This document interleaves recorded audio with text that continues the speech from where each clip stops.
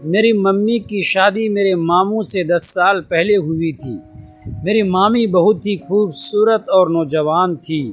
दोस्तों, वीडियो में आगे बढ़ने से पहले वीडियो को लाइक और हमारे चैनल को सब्सक्राइब करके प्लीज़ हमारा सपोर्ट ज़रूर कर दीजिएगा। दोस्तों, चलते हैं आज की कहानी की तरफ। वह घर में अकेली रहती थी और मुझे अपने पास बुला लेती और अपनी तन्हाई मिटाती थी। मैं भी खुश होकर मामी के पास चला जाता था और उसके साथ कुछ हसीन पल बिताता था।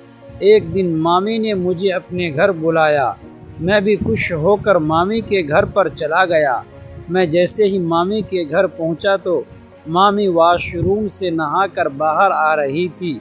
जैसे ही मैंने मामी को देखा तो मेरे तो होश ही उड़ गए। मामी बहुत ज़्यादा खूबसूरत लग रही थी। वो लगती ही नहीं थी कि वह एक शादीशुदा औरत है।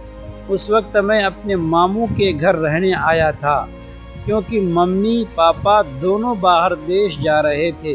पहले जब छोटे मामू पापा को मुबारकबाद देने आए तो उन्होंने पापा से जाते हुए, मैं उस समय कॉलेज में नया गया था और ज़िंदगी को लेकर बहुत सपने देखता था। मामी का स्वभाव बहुत अच्छा था। वो हमेशा मेरा ख्याल रखती, कभी मेरे लिए चाय बना देती, कभी मेरी पसंद का खाना। धीरे धीरे हमारे बीच एक अपनापन बढ़ने लगा।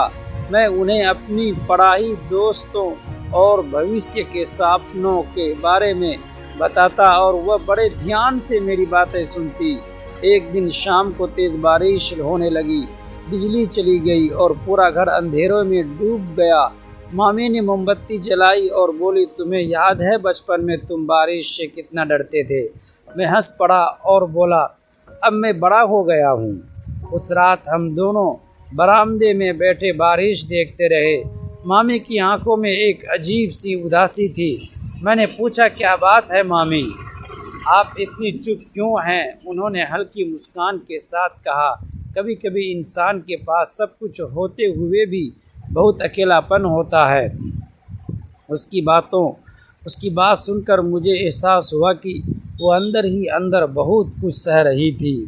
मामू अक्सर काम के सिलसिले में बाहर रहते थे और मामी पूरा दिन अकेले उसी पुराने घर में बिताती थी। मैंने पहली बार उसकी तन्हाई को महसूस किया। उसके बाद मैं रोज़ उनके पास जाने लगा। हम साथ खाना खाते, पुरानी फिल्में देखते और देर रात तक बातें करते। मामी को कहानियाँ सुनने का शौक़ बहुत था।